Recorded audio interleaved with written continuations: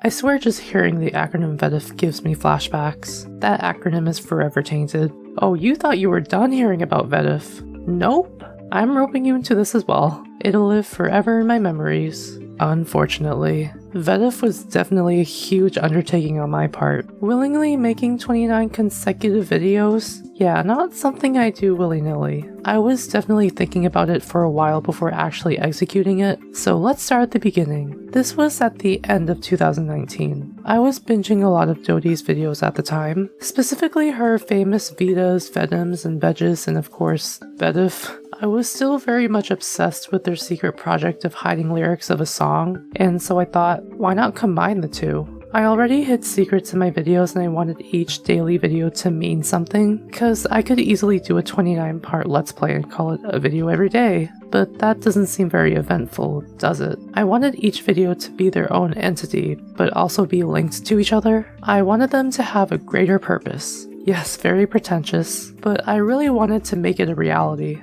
Apparently, I like putting more work on myself than I ever need to, so literally on Christmas Day, I started brainstorming on how I could pull off doing a video every day for a month, because I don't know how to relax. One of the first things I thought of was actually the hidden message. Hiding parts of a message in each video just felt right to me. It felt like a solid way to connect all those videos, yet still have them stand on their own. But first, I had to pick a month in order to format this message, cause it wouldn't make sense to hide a 31-word message in like April cause it has 30 days. So that meant I had to settle on a month and stick to it. Basically a point of no return. Naturally, February was a conveniently distant month with the least amount of days, so I was like, VEDIF it is. It's only 2 months away. I'm sure I'll be able to handle it. My original plan was to have all 29 videos ready to go before February even hit. Oh, how naive I was. I spent my entire January just trying to think of 29 unique ideas, which is a lot harder than you think, especially when you're the type of person to overthink what warrants a video. Mind you, for most of January, I was supposed to be on winter vacation, so instead of relaxing, I decided to pile on this haphazardly gigantic project without much time to spare. I tried scheduling when I was supposed to finish brainstorming, and then start scripting, and then finally record and edit those videos, but I easily fell behind very quickly.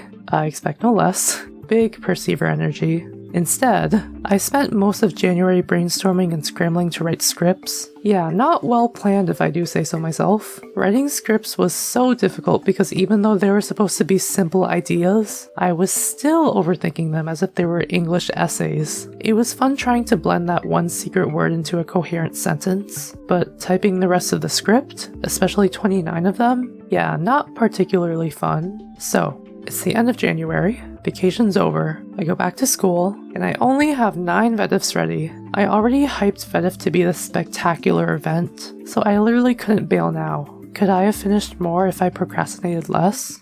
Probably, but I definitely wouldn't have been able to make all of them in that time. It would have been actually impossible. Great planning, me. I had 20 videos left to do and February already started. My vision was to schedule all 29 videos according to their assigned date, but obviously that wasn't going to happen anymore, so I had to suck it up and just keep making videos until I was done. As a frame of reference, I still hadn't come up with all 29 solid video ideas, while also trying to script as much as I could, while also trying to edit as much as I could, and also being in college. Yeah, I did this to myself. It seemed so daunting, but somehow I did it. I posted all 29 videos, all on time, proving that I did make a video every day in February. But how did I get there?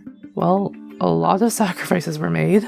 Since I was so unequipped to handle this type of workload, I had to force myself to keep working. Writing so many scripts was a challenge, but it was nothing compared to editing everything, like before a deadline. Looking back, it was honestly all a blur. It was a slow burn of having to stare at Sony Vegas for hours on end, and when you've grown accustomed to a type of editing style, you sort of fall into a routine of pan this, put text here, fade out, put Yoshi there, over and over. which on paper sounds like less work, but the monotony was so crippling. I know it sounds so dramatic, but when I was in the thick of it, editing felt so mindless at times, because I knew I could have done so much more with the video I was working on, but I just had to sacrifice some quality just to meet that deadline. There was this one night during the middle of VEDIF where I didn't get to sleep until like 3:40 in the morning, because I was editing for like 7 hours straight. Yeah, it felt very, very demotivating at the time, especially when you know that you have to edit again the very next day. Friendly reminder that I was very much still in school doing school things. I don't know how I edited so much during that time. Altogether, VEDIF is easily over an hour long. Imagine editing an hour-long project in like less than 2 months. Granted, some videos were quote-unquote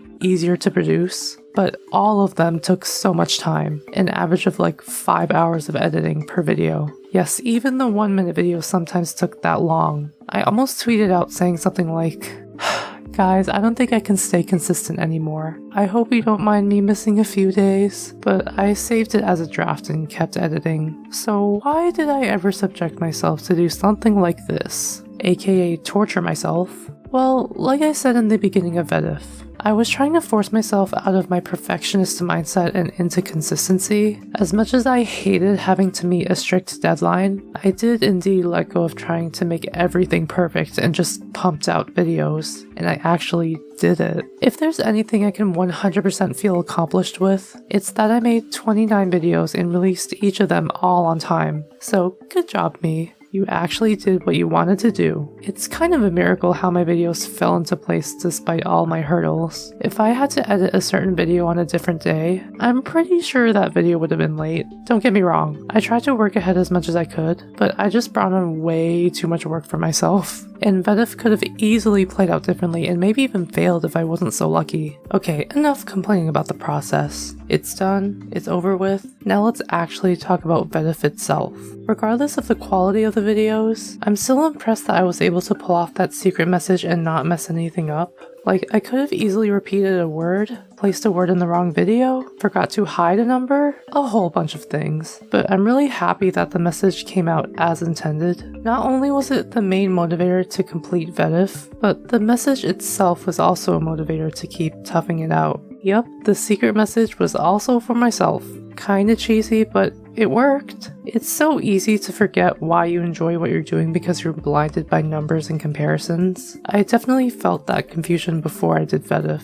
I was always the first person to recognize that I didn't upload enough. I already knew that a 3 to 4 month gap in between uploads is not ideal in the slightest, but when making videos feels like a routine and obligation, that's when I'm like, no thank you, I don't like that. One of my fears is that once my creativity becomes my income, my passion and drive will be obliterated because I'm forced to meet a standard and make nothing for myself. Very dramatic, but it's a real thing that happens. It's like a video game developer getting sick of games. Like, that's so sad. Before VEDIF, I felt like I was expected to make my next video be 10 minutes since my previous video was 4 minutes, which is still my brain baby, but alas, it wasn't 10 minutes. I can't even imagine how regular YouTubers deal with this expectation. Even now, making a 10-minute video sounds like a nightmare. So making short videos every day for a month felt like a declaration of controlling my channel again. It was a message of, hey, this is still my channel. I can make whatever videos I want and post them whenever I want. Regardless of the algorithm, regardless of consistency, this is what I want to do. Yeah, as you can tell, I don't like the idea of finding the most optimal way to get the most views. It feels too corporate for anyone at any level. It feels like a marketing strategy rather than a creative outlet. VEDIF was basically a passion project from myself to myself, to reassure that I still have that drive to make videos, but at whatever pace I want. It was also an opportunity for me to experiment with different types of videos, and inevitably I favor some videos over others. Because of my wonderful lack of self-confidence, I always think my videos aren't good enough, but I'm gonna try to list off some of my favorites. Of course, the last VEDIF has to be one of my favorites because I poured so much thought into it, and I'm so glad that all the pieces fell into place. I mean, I thought the secret was pretty cool. The alphabet for cheap people was really fun to make in what the ideal VEDIF video would look like. Short and condensed, but not too much work. Sadly, not all of them were like that, but I digress. I was so passionate about the lowercase epidemic video that it was worth cramming it all in one day. I was also glad that the What Do Others Think of Yoshi collab was able to happen, because reaching out to people is terrifying.